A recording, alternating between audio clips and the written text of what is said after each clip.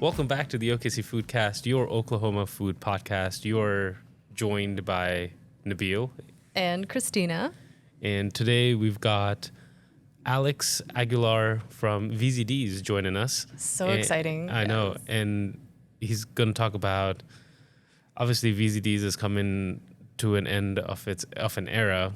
Of an era, for sure. But he's going to talk about that food, what that meant to him, what VZD means to the community, and some of the fun competitions that he's thrown and had fun with. He's got a lot of things, I think, cooking and no pun intended. No pun intended. And then, we dive a little bit into what's ahead in the future. So, yeah. So let's jump right into that conversation. Let's do it. The sauce component in Mexican cuisine, Pakistani cuisine, things like that is where it's like there is love and care in the protein and the vegetable, but what goes into making the sauces is wild. Yeah. And like my first day there at VZD's, we were doing like the Alejandro nacho. That had my mom's 12-hour mole on it, right? But I'm spooning it out of a crock pot, right? Yeah. I was making a jalapeno poblano salsa for it. It had her enchilada sauce. And so there was like 20 hours worth of work going into, but we were able to put it out in a minute. And I thought that was it was like the most reduced way to put something that is so intricate out. But it's also what I kind of, like I was saying earlier, what like the original thought was like, if I can come in with a bang, then, and like put these Mexican flavors out there. But then you realize that like in my world, in your world, it's so small. There's people who have no idea like that I'm Mexican, who I am, what that even means. And so like you have to like, that ego gets reduced down real quickly. And then you just start fighting for your life at some point. And that was the creation of the Alejandro burger. Like, 'cause I didn't make burgers. Ever.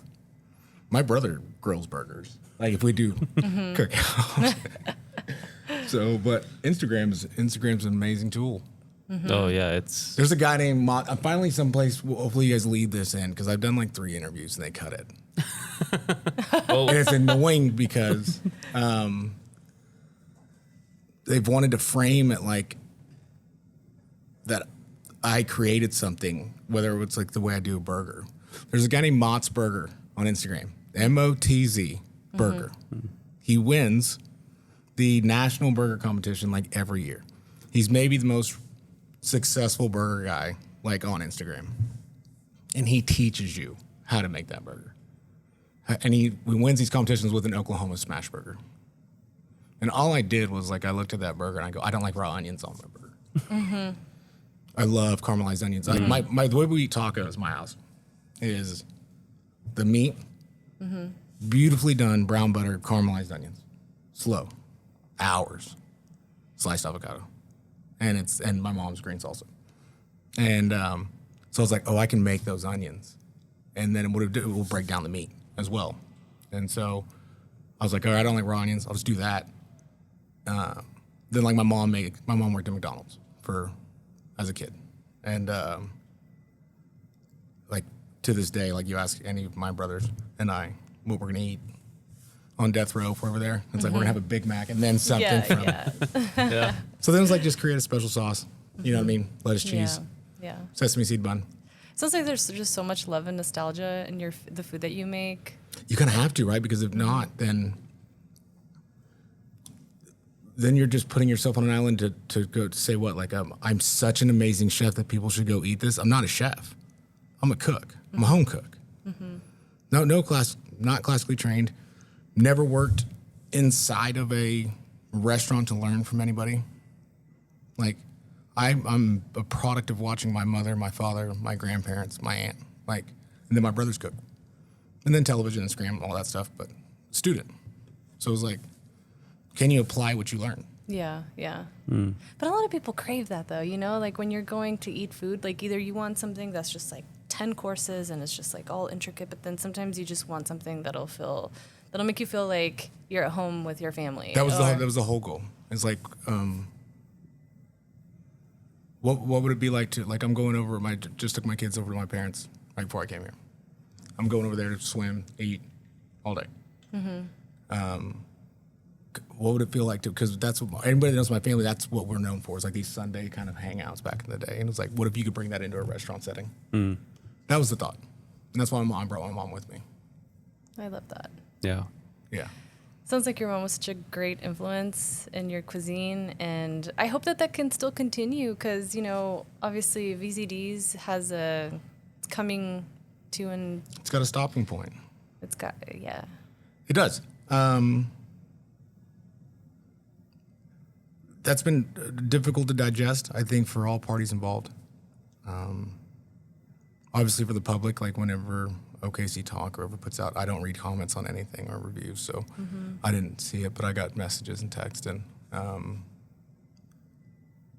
it was interesting to kind of look at how much that place means to people or what memories they have, and a core memory where they're getting engaged there, throwing a party there, or high school reunion, or we used to go there all the time and walk there for our kids, like, you know. So it is kind of difficult at times because every day you kind of get flooded with those stories. Yeah. It's got a long history. It's got an amazing history, and I think that's important. But like everything comes to an end, and once you can wrap your head around being finite as an individual, and then anything that you put out into this world, then you got to realize what role you want to be in as it's coming to the end. And so I tried to spin it on its head with my staff and say, if you look at the history of VZDs, everybody that's worked there, everybody that's played there, musicians, all the chefs that have been there, right? How dope is it that like we get to be the motherfuckers to take it across the finish line? Like, and once you do that, once you take on that responsibility, then it's not a negative situation. It's actually like something to celebrate. You're carrying a torch. Yeah, yeah. And so that's how we're approaching it. That's how my team's approaching it. That's how my family's approaching it. That's how I'm approaching it. And it's like, because now we're getting people coming in, and it's like, I can't believe this place is shutting down. Yeah. It's hard to digest. But then they're like, but I haven't been here in 5 years. And I'm like, you got to understand how restaurants work, right? You need customers. That's on us. You know what I mean? And like through the transitions of ownerships, that's like all the accountability lies inside of the team at VZDs. Whether we didn't come to terms on the longevity of a contract or anything like that, it's still like I take it very personal on myself that I still failed to create something that had enough momentum to carry across a financial boundary or threshold of a lease. And I didn't create that model. And I don't care that I didn't ever worked in a restaurant before. I don't care that I've never been a chef. Like, I knew all those things going in. That was my responsibility. And I get a lot of pats on the back or people telling me don't think, like, whatever. That's like, but you have to. I think you have to diagnose situations and what your role was inside of them. And even though that I tried my ass off and I did all that. Like I still let the people down. I still let the community down with that space, and that's one thing that, even though I'm excited to be able to carry across, like, yeah, I'll carry that burden for a while. I think it's such a healthy attribute to be able to kind of look at yourself and see like the contributions you've made and where one has fallen short, but at the same time, the environment and the circumstances that we're financially, economically, globally we're in is very, very difficult, and so. Absolutely. You know. It is, and but everybody's going through them, and then like nothing's unique. Like everybody's like anything you've gone through, somebody's gone through it. Like, and and even inside of like the context of me being like a home chef taking over, like that is only cool when you put it up against like the Kurt Fleischers and the Josh Valentines, and you know what I mean, the Zach Huttons, who have taken a. You know, Fleischer has set the framework for all these guys to do that, and all the chefs have like worked under him that are winning James Beards. Right. Yeah. And those guys took a path. But there's thousands of people in this city that have been a home cook and started a restaurant. You know what I mean? Like, so, like, there's nothing special about what I did. It's only special if I want to put it up against a traditional chef's route. But there's a ton of people that do what I do. there's a ton of people that are doing what I do at a very high level and successful. I wish those people would get as much recognition as sometimes like the major chefs. And that thought was the thought behind like the cooking competitions. Yeah. Because if you look at the taco one, right? Which one I was sad I missed. The second one. I know. I brought in heavy hitter chefs. Zach Hutton, right? Josh Valentine, Ivan James Nord, all the guys back from the burger competition. You know what I mean? And then I brought in home chefs. You know, Lupe, the son of the guy that starts Cholinos, Abel, Ashley, those people. You know what I mean? Like Marco Diaz. Like I brought in people that were ain't crafted by no school. They're crafted by a mom and a grandma and a dad. And to watch those people interact. Not even, it was like the competition side. It was very hard on the second one because the competition side was easy on the first one because I just created an enemy in Josh Valentine. Yeah. And then I just went after it. You know what I mean? Like a WWE person. But like to see how similar those worlds are. Like, do you love something? Like, and do you love the fact that people know you're a chef, or do you love feeding people? I want to hang out with the people that love feeding people. I could give a shit about ever hanging out with somebody that loves being a chef. I'm 39. I got 2 kids. I could give a fuck about people with ego. Yeah. I don't have it. Like I think if you care about your craft and you want to promote it, absolutely, so that it can be carried on and you can pass it on. But like the stories sometimes you've heard about a traditional chef world about like the secrets and like the holding on, the sabotage. Hopefully that's ending. It's rough. Yeah. And to come to find out, like when I talk to some of these chefs, that like chefs don't promote other chefs, I guess. Never understood it. Because like, so you're telling me that you forgot what it's like to be a customer, to like go into somebody's house or restaurant and then eat amazing food and be inspired. Like you should tell people about who inspires you if you inspire others. Every therapist has a therapist, right? I would never go to a therapist that doesn't tell me who their therapist is. Yeah. Because then you want to play God. It's a cutthroat world. But it seems like there are a lot of people like you out there that are focusing on the value of what the food means to people, right? And so Nabil and I mean, you're more of an experienced cook than I am, but I'm more of like I live to eat person. Like I'm going to be out there and just. Oh, me too. And so, which is why we're doing this, and which is why we're. It's the best thing about food. Yeah. Yeah. That's and if you grew up in a family that's like that. Yeah. Where like you are excited about the whatever holiday because of the cuisine. Yes. Yeah. Like that's my whole life. Like today we're celebrating my nephew's 19th birthday, right? And he loves seafood and my mom's enchiladas. Like, and my dad is like, my dad's a very high-end type of cook with a high-end palate. It's amazing. He's just as important to go on like a quick tangent real quick. Like I've always talked about my mother a lot. My mom did what she did like growing up and put that food out every day. Whatever it was. And she cooked all day and whatever she was doing while I was growing up. So like if she was at McDonald's at 4 a.m. and then got home at like 3, like she changed, got dressed and made sure that like the dinner was still so superior to what the day could have been, because it was important for her to show her love through food, no matter that she's been cooking for 12 hours. Same thing when she was a cafeteria lady at my schools. And like my brothers are musicians, right? VZDs.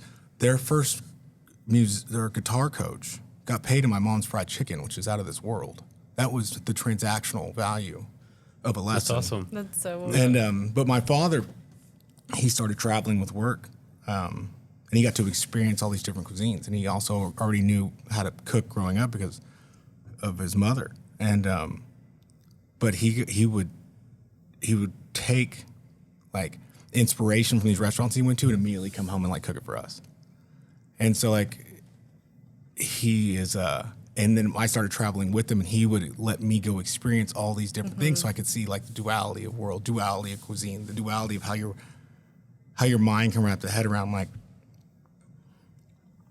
I could never make that, or I don't even know what that is. And then when you have like the teachings of my mom growing up, it's like I may not know how to do that, but I know what it's similar to that I can kind of do, and I would get excited again. So that was like one of the things, like, as I started cooking, is I love doing it like my father does, of going to places and then being inspired and immediately like, how would I make this at home? And so, like, that's, I hope people kind of get back into, and that's, I hate generalizations. I'll reduce it down to me as an individual. I hope I get back into being inspired by food that way. And then I tell people about it. That's all I can do. I hate mass generalizations, because there's people that are like, I already do that, dude. I've always been inspired. I'm inspired every day. What the fuck is this guy talking about? Sorry about that. Give me what you're having to do. Yeah, Jesus. All right. No, but I want to talk about the food truck for a second. Yeah, sure. Let's go for it. All right, yeah. Have you told people about this? I've told people just in passing and have you told people on this? Not on this. So okay. Not yet on this. Let's break that down for a second, right? We're going to turn the script on you for a minute. Let's go for it. You have a microphone, right? And you, to a lot of listeners and followers, on a great page. Thank you. You haven't told them about what you're doing with your food truck, so I'm breaking the news of your food truck? You're breaking the news of the food truck right now, yeah. Yep. All right, so how long has this been in your mind? This has been in my mind for years and years. I wasn't quite sure on exactly what route to take with it, but the fact that I wanted to do something with food has been in my mind for years. So that's why the podcast started. That's why I'm doing the food tours. And now I think it was a moment where I was like, okay, it's now or never kind of thing. And it's like, I'm ready. Let's take that chance. Let's take that leap. Let's do it. Because I've never worked in the restaurant, kind of like you. And so never. Yeah. And so it was like seeing you, people like you, kind of do their own thing, carve their own path. Like, I was thinking for a while, I'm like, do I have to go take classes? Do I need to go to school? Like, I talked to a lot of people, luckily, through this podcast, and they're like, you just need to do it. Just go for it. Mm-hmm. You don't need special training. Like, it's good because you learn how to do things, but if you can figure out how to do them, you just need to do it. Yeah, I think the one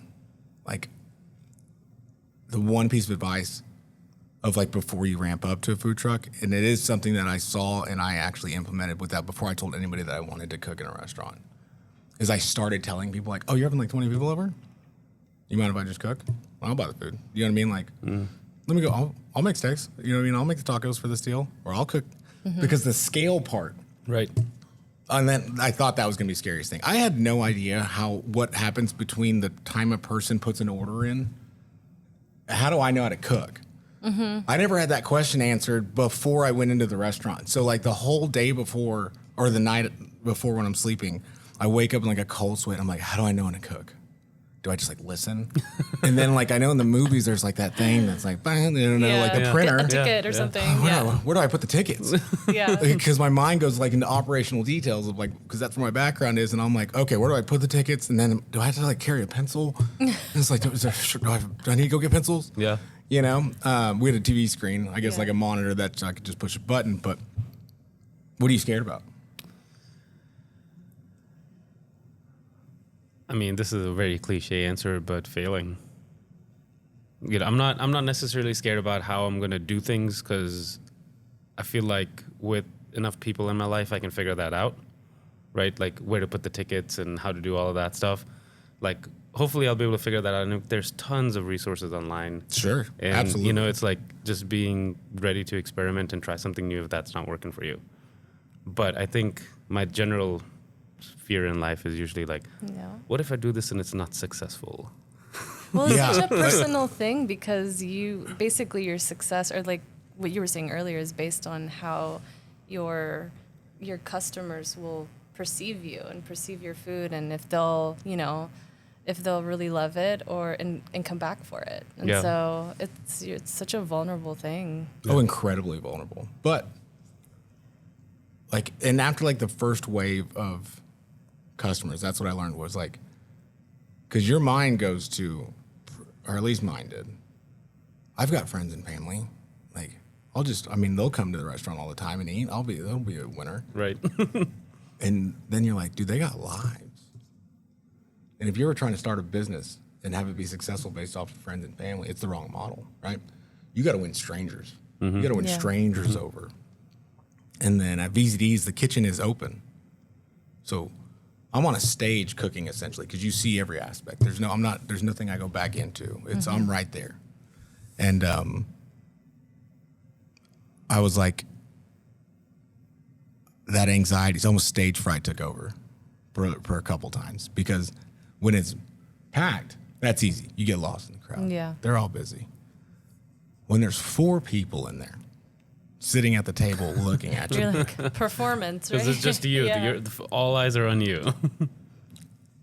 You're like, oh my Lord, what did I do? Why? It's like whoever told you as a chef you'd have to be a stage performer, right? Like just kind of. Yeah, and then you go like, that added a level to it though that almost helped me. Because then I could use humor or interaction with the customers to get me out of a spot. And I could see them. Now that's not always great, like to see people eating your food, especially if you're someone like me that I would just be like staring at them. Like, at the beginning I would be like, and then I'd see them like go to take a bite. Oh, jeez. And I'd be like, ducky. And I'm like yelling at Dewana, the bartender's like, did I get like the food? That part never left. That is funny. I always wanted to. I always wanted people to impress them. I think that was the thing where it's like, of all the things that I did wrong, that I look at and I wish I could have other shots to do over. I never phoned it in cooking. Like I truly believe that I did cook my ass off for every person that came in. And that's one thing that I think helps me as I analyze maybe the areas that I didn't do so well in, is that I can at least buy into the fact that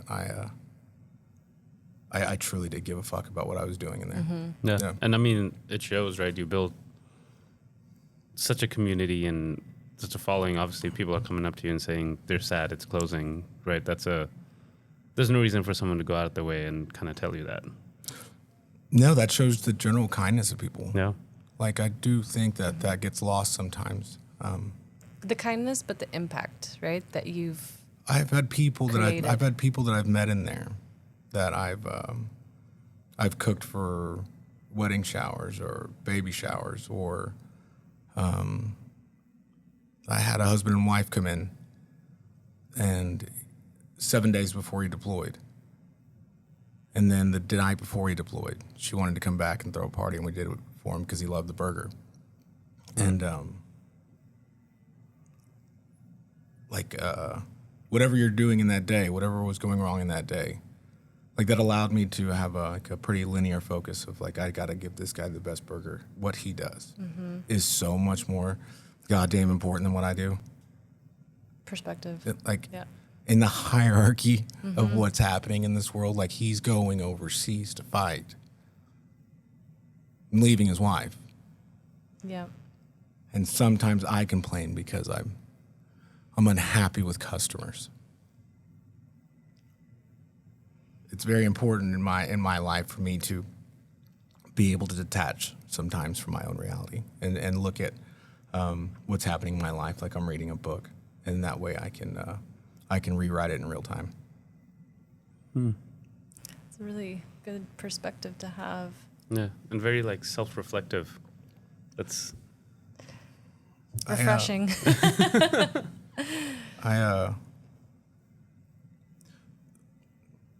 In 2008, I was drunk on Western Avenue, and I got hit by a drunk driver as I was walking across the street, and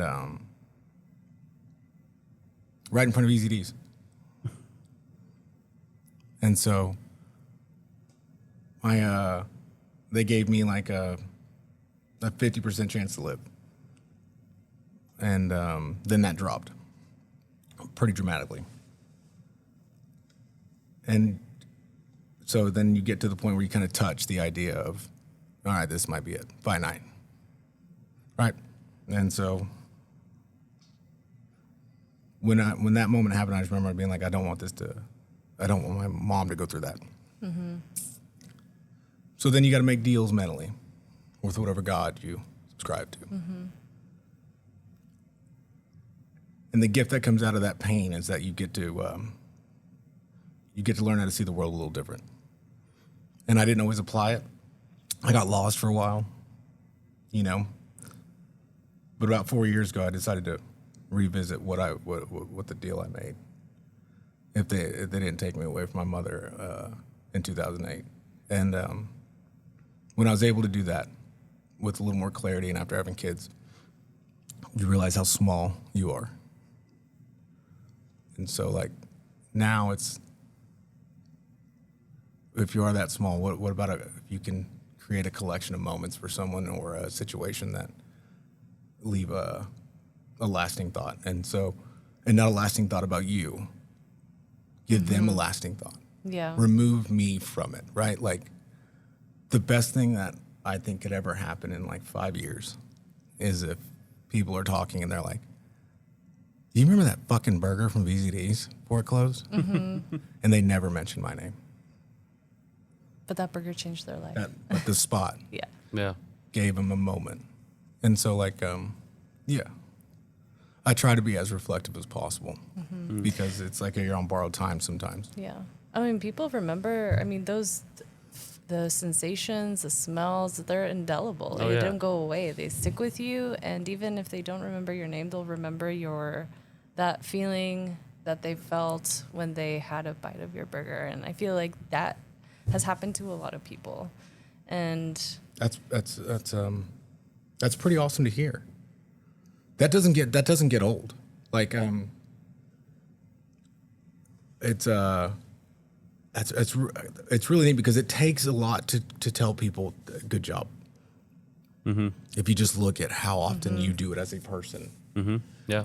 It How has often to be. you go out of your way to do it. Yeah. It's almost like in a world now that I will sometimes withhold praise and have to course correct myself on why I'm doing it. Why am I not being more in the moment and letting somebody know that I recognize and see the hard work they're putting into a situation? What am I looking to get out of it? Yeah. And so, like, but when you get it upon you and when you are delivered with a little bit of that grace that people will give you, like, that's an undeniable feeling. Alex, I think you've really impacted so many people in this community. I know that I have wonderful memories going to VZDs when I first moved to Oklahoma about 12 years ago. I know, Nabil, you have the same, because we're both explants. We moved here from different places, and it's almost kind of like our introduction to Oklahoma was visiting these staples of the community. Mm-hmm. And it's the food, it's the events, the karaoke, the music. It's just like an all-encompassing experience. And I don't doubt that wherever you go next, you're going to bring back that same energy and that same emotion and love. And I don't know if maybe you're ready to talk a little bit about what you're planning to do in the future, or if you want to keep that under wraps. Oh, I have no clue. Thank you for those comments.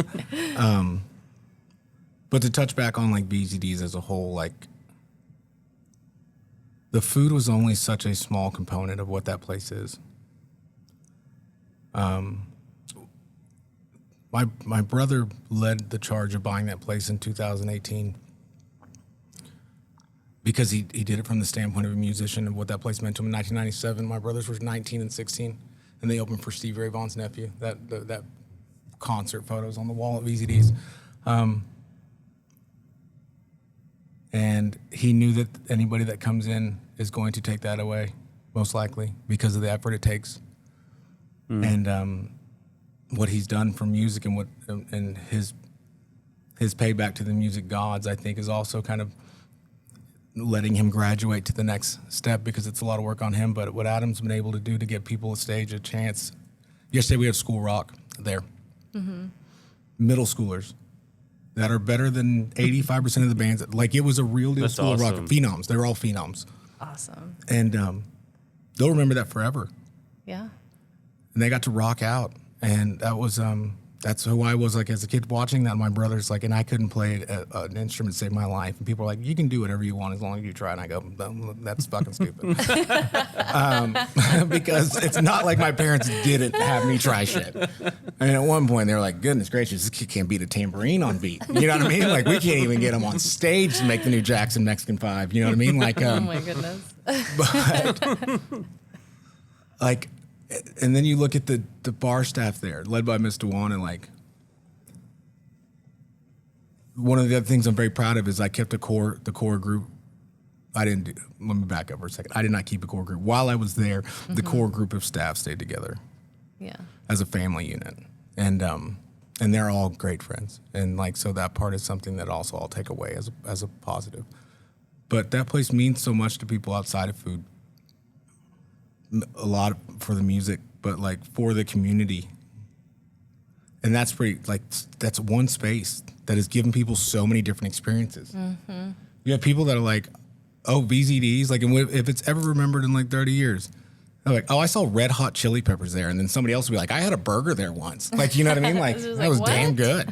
And so then to be able to do that is like, to look at that space, like, I have such an appreciation for that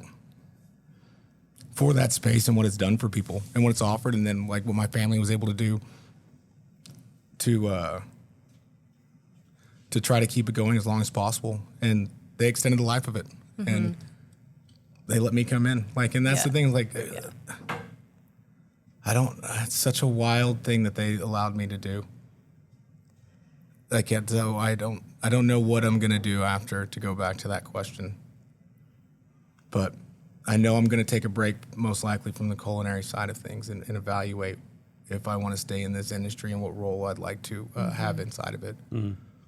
From a cooking standpoint. I know that I'm going to continue to work with people like Zach Hutton and Josh Valentine and some of these cats and build out hopefully a renaissance of new blood.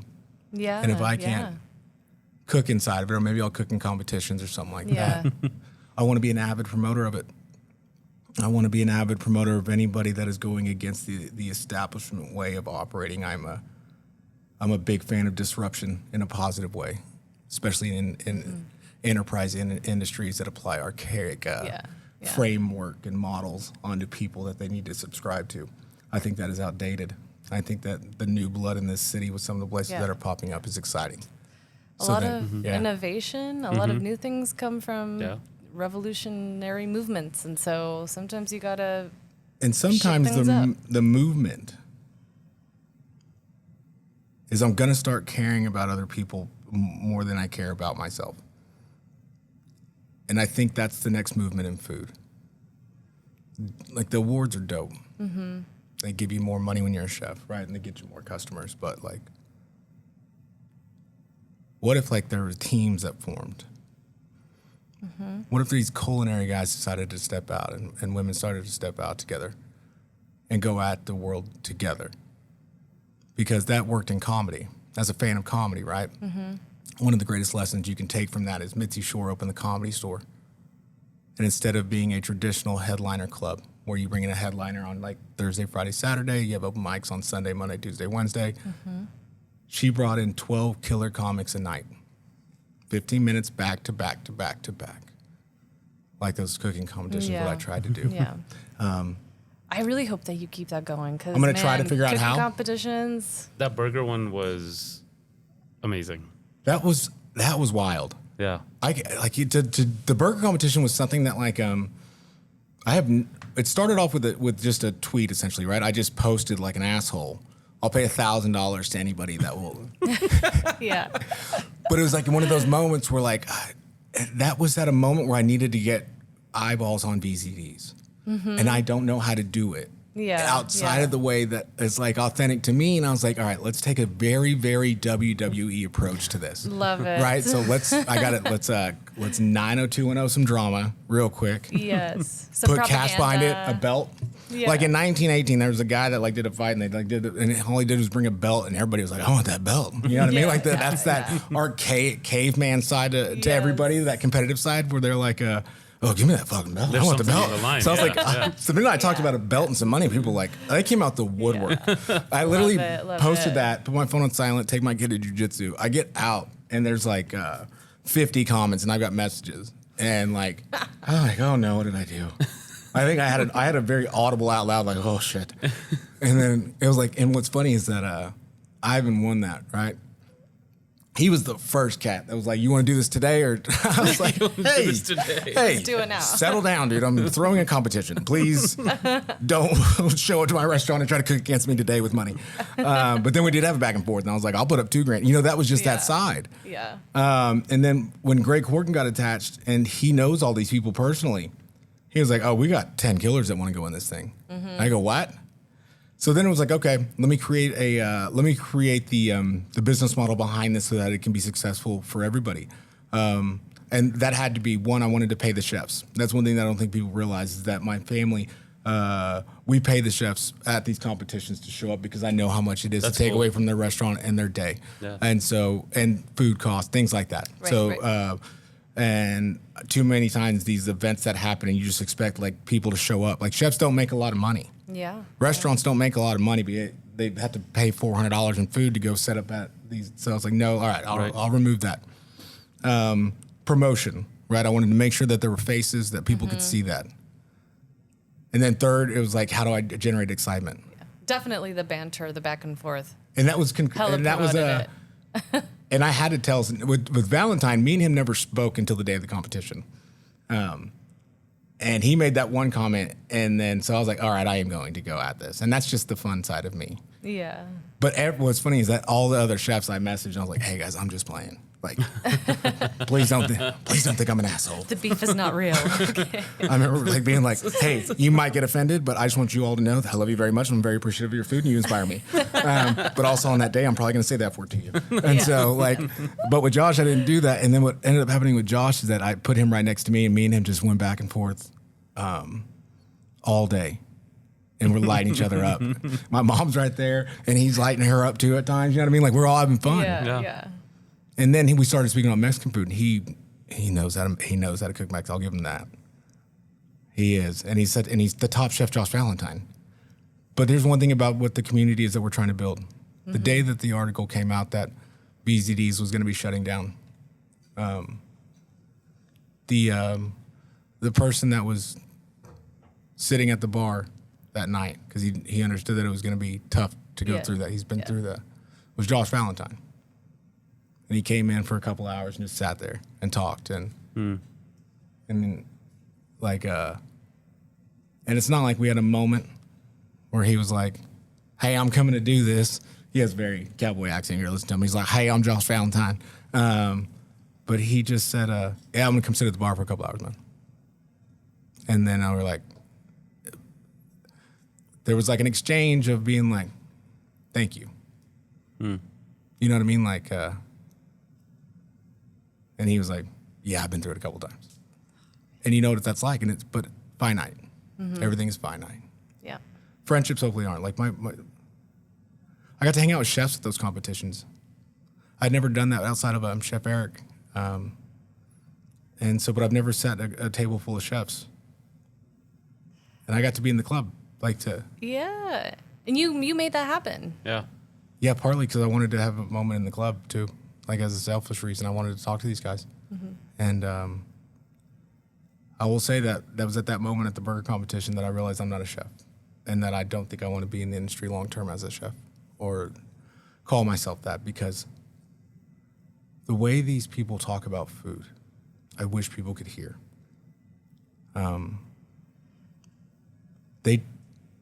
They're so analytical with what they're putting on a plate, and when you can listen to how intentional they are with every movement they're making with a certain dish. I had to take a look at myself and go, do I look at food that way? And the answer is no. I do look at experience that way. Mm-hmm. I do look at what I can provide for people that way, but I don't look at it when it comes to a dish. So at some point that would probably wear off. what I'm doing. And I had to, sometimes you've got to assassinate a part of your mind so that it doesn't take out the rest of you. Yeah. And I didn't want to hate food. Yeah. Yeah. Oh, I love food. I don't want to hate what it's offered me. I don't want to hate what this experience has offered me. And so I'm able to kind of, like I said, carry this across the finish line for the last couple months. And still in love with food, and still in love with what I got to do with this. And I think that's probably one of the coolest things about this is that Yeah. I get to appreciate chefs, and I get to appreciate that I'm not one. You're bringing something totally different to the table, though, and it's an experience that all of us have had the privilege of being there, tasting it, experiencing it, and so I hope that you can continue that, and don't give up, Alex. Don't do it. Oh, no, it's not. I don't. There's one thing I don't look at it as giving up because I didn't quit. Like, there are a lot of days I wanted to. And there's a lot of days now where it crosses my mind because it's hard. Mm-hmm. And it gets hard because every day you're kind of interacting with the idea of the closing, and then people want to... At times there are people that want to talk about the dramatic side of what's going on. And I have no desire to even engage in those conversations, but it can be taxing at times, and it can be taxing on my staff. I'm excited to see where I cook next. I doubt it's for money. But if it is, it will only be because I've fallen back in love with this idea that I'm okay with the grind that goes along with it. Yeah. Because those guys also love the grind. Those chefs love the grind. It's grueling. Yeah. It's wild that's all they know. You asked me what I was scared of. I think that's part of it. The grind? It's like, how long will I be able to last? Oh, I'll tell you first half. This is just on me. I miscalculated my my endurance level in this industry. And I mean that on a couple different levels. Physical, the mental endurance it took, and then the emotional. I didn't run the calculus properly before I got into this. And when I had to start reconfiguring and reevaluating, reformulating how I was going to approach it and how I was going to be able to keep the tanks full so that I could go about this in a way that I could be proud of,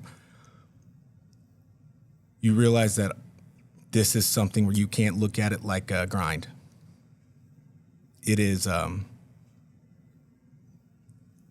have to take borderline, as goofy as it sounds, like a Navy SEAL approach of like, there's, in Hell Week, they look at it like, we don't look at it as 7 days. They go, there's 6, I just have to get to the next 6 hours, right? So you learn that chefs do that. I've got to get through, I just got to get through lunch. And then I've got to get, and then there's prep, right, for dinner. So that's just another day. And then there's dinner. Then there's cleaning. Then there's shopping. And so what you do is you don't create like this idea that, or a day where it's just like a 16-hour day. You have 7 days inside of one day, and you got to go win all 7 of those days. You're having a week inside of a day. And you take that approach mentally, and that's all you've got to, that would be like something. Just look at it like, it's not prepping and cooking, that's one. Go win prep. Win shopping. Win stocking. Win prep. Win service. Win cleaning. And understand that those are different segments. And once you pie chart that out with the amount of hours that you'll calculate, and you can quantify the amount of time that you have to put into each one of them. The second thing you do is you have to start to quantify the emotional component that you need to apply to each one of them, right? So like if you're somebody like me that suffers from anxiety and depression, you better reserve the emotional side for the service because you can't let your customers and staff see it. So then I had to be robotic about my prep. I had to be robotic about my shopping. I had to look at it like on the term, just go do this. Get out of the car. Get inside. You know what I mean? And then when you get to use that extra tank to give to people, that's where you get to pull from, and that should be the excitement part. You know what I mean? But it's not the whole thing. 90% of being a cop is paperwork, right? 90% of being a lawyer is paperwork. Research all 90% of what you're going to do, 90% of your food truck is going to be chopping onions and shopping. Right? Yeah. But if you can not let that 90% bleed into what you do in that 10%, and you look at it in a completely different segment, you should be able to get refilled with energy and get stocked up with the what you put out, your conduit. Like you're right, like what you're going to be doing for people is a conduit with your food truck. What you are is they are whatever the fuck they did that day, whatever they interacted with that day, good, bad, negative. They skipped over every place to go recharge their batteries. Right. Right. Yeah. It's and they chose you. Yeah. It's Yeah. Think about how fucking dope that is. Yeah. Like in a way, like I know how long Western Avenue is, and every time somebody drove by, right, all the other restaurants, They chose and VZDs. they chose VZDs. Like, Yeah. you better fucking take that to heart, or you're an asshole. Yeah. Yeah. Like, that's how I look at it. Because if not, like, then the poor me attitude's going to start creeping in real quick, and you don't make it anywhere in life, let alone Yeah. on an island with a food truck, which is. Yeah. But I mean, we are going to announce it. Your first one is going to be in the VZD's parking lot, Yeah. Yeah. Let's do and it. we're going to put a full bar behind him. Let's do And I'm going to cook something that he makes in the kitchen, but I'm going to shut down the VZD's kitchen that night. We're going to make it about the food truck, and because I want that like first night to be as dope as possible, and I want you to have a team with you, so you'll be a part of my family. My mom will be there, right? Like inside of the restaurant. My staff will be there to make sure that the drinks correlate and the service side. Everybody can eat, bring their food inside if they want to. And then we're going to create a whole night around it. Because if I got 2.5 fucking months left in this deal, like I'm going out swinging. Do and it. I could give two shits about what like the enterprise way of thinking what the restaurant is. Like, and so like if anybody hears this wants a shot, I'll open up my kitchen to you. I'll let you cook. All Like right. if you want to see if you can make That's it, like, awesome. Like come talk to me. Like I wish and come see it. Come like understand it. Like and I'll be as authentic as possible, because a lot of people want to do things and like and everybody gets talked out of them. Like what you've decided to do is be like I'm going to take the motherfucker route and go do this. Mm-hmm. Understanding like all the variables that I have to interact with in this certain space. And it's not a win or loss. It's not like that's what people want to do with it. Financially, there is, right? There's bottom line, right? Yeah. But what you'll get that first day, I imagine, when we do it right, like we're going to for you and with you, you're going to feel like a comic that just crushed for the first time. Just bombed. It happens the first time. But then, so no, he's going to crush. He's going to crush.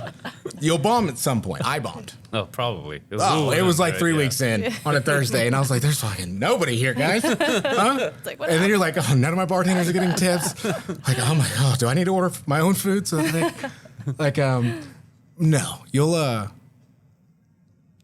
tell people why you cook. I think is one thing that I what they're eating, because I think they need that whenever they're having cultural cuisine that they don't normally interact with on a day to day.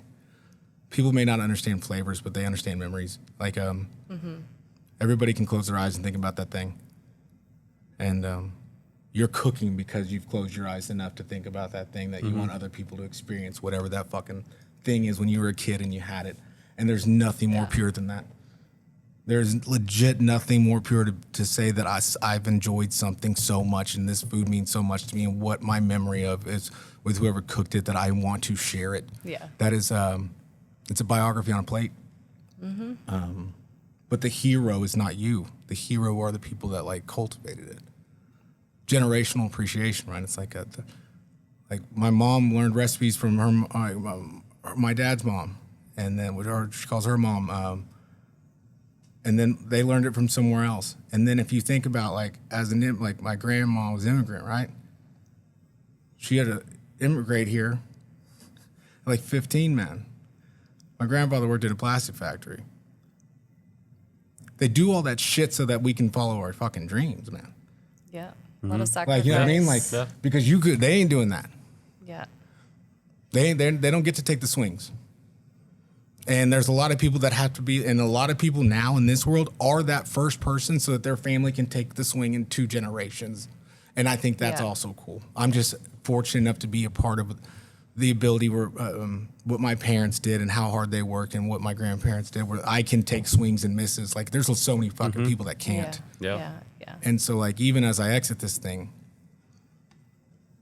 like, the appreciation for what my family went through that they didn't even know so that I could do it is unsurmountable, man. Yeah. Like, that's wild to think that I got to go just cook and I got the support from my family. Yeah. And friends and then strangers.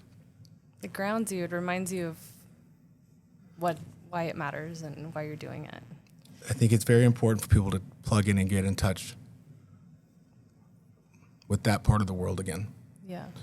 And because I can only say that because it's been very important for me to do something hard, to be forced to be uncomfortable, to combat the anxiety and depression, to not be able to call in, to not be able to miss, to not be able to quit. Like, my normal state of mind is to call you guys and say I can't do this because of the anxiety that goes into this.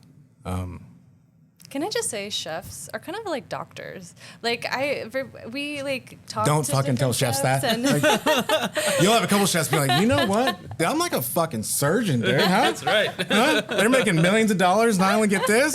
I'm an MD. You're going to have a chef that's like, dude, I'm an MD, dude. James Beard, nothing. I'm a doctor. No, I'm sorry. no, you're good. No, it's just like the stress and the mental fortitude of just like showing up every day, even if you feel crappy, if you don't feel like getting up and doing it. Like, people are relying on you because you're the leader. You're the person that everyone is looking up to get this machine going.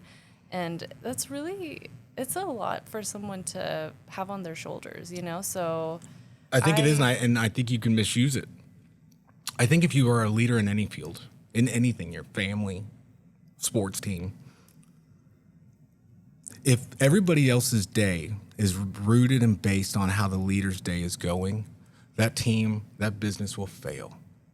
It is a job of a leader to not just show up. It is to show up consistently in a way that they don't know if him and his wife have been fighting, if somebody is sick, if something's going awry in their personal life, or if they've had the best day. Totally. Because then they get to go, oh, we're going to have a good day. Did you see him? He's laughing around. You got to be methodic and understand what your the power you have in an environment. And if you wield it like a sword, you're an asshole. Mm-hmm. But if you use it as a magnet, if you use it as a way to conduct energy and to recharge, because you in this life, you're either a motherfucker that takes energy from people or you're a person that gives it to somebody. That's it. Yep, that's true. And you better be able to self-analyze and diagnose which one you are. Because in any ego-based industry, which is an eyeball industry, right? If you're someone that walks in there and goes, I'm the boss, everybody owes me something. I hope there's a whole bunch of people coming to disrupt what you do for a living. Because you don't deserve to do what you get to do. And I hope there's some cats out there like Zach Hutton and these guys that are going to come in and disrupt that shit. Yeah. Because that shit's done, man. Yeah, I think people have different priorities now. I think after the pandemic, everybody just kind of checked in with themselves and realized what they're willing to take and what they're not. And creating environments, holistic spaces where people can perform to their max, but because they want to and they're happy to. So yeah, I hope so. Hope is a powerful thing. Yeah. And I hope so. I do. Yeah. I think that's it's a better way to evaluate the current state of affairs if you can look at it from a place that you still have hope, but it has to start at in first principle movements, right? This idea of first principles is attack the one thing that you can control and let everything else play out from it, right? Mm-hmm. So if you want to get, say you're out of shape and you want to get healthy, you don't go, I want to wake up at 5 a.m. every day and eat 3 meals that don't have bread. You just go, I'm going to pick one. And if I wake up at 5 a.m., maybe I will make better decisions throughout the day. And you let that principle, right, bleed into the rest of the day and take over in a positive way. You better be able to have hope in a way where you don't lose it. Because then you're a cynic in this world. And then everything is out to get you. when in reality, nobody gives a shit. Everybody's True. busy. Nobody's out to get you. You know what I mean? Like, Yeah, so no one's thinking about you. no. Facts.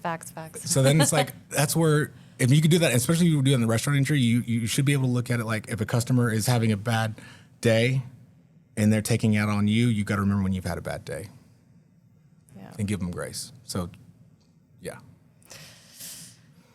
Man, we went deep. Yeah. we did, huh? Wow. I mean, that was such a great conversation. Before we sign off, where can people follow you so they know if you're, either coming back into the culinary world 2.5 months later or doing like a competition? Where should they follow you? Sure. Instagram, at Alejandro_Andrew. And then at VZD's OKC. And anything fun like that.